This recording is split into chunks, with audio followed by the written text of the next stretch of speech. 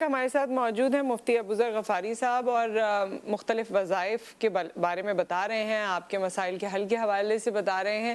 تو مفتی صاحب نے بریک سے پہلے کہا تھا کہ جو مختلف مسائل آپ کو درپیش ہیں ان کے لیے کوئی وظیفہ بتائیں گے۔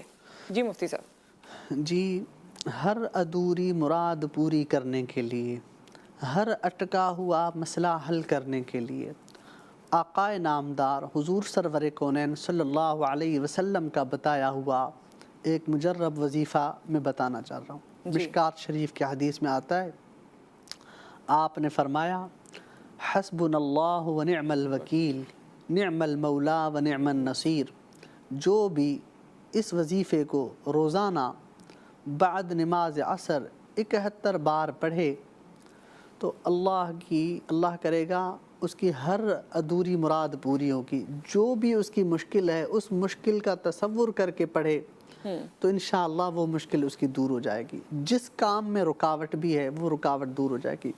روزگار میں رکاوٹ ہے، جاب میں رکاوٹ ہے، کاروبار میں، رشتوں میں، معاملات میں، تجارت میں، جس بھی چیز میں رکاوٹ ہے وہ انشاءاللہ اس سے حل ہو جائے گا۔ 71 بار روزانہ بعد نماز عصر، حسبنا اللہ و نعم الوکیل نعم المولا و نعم النصیر۔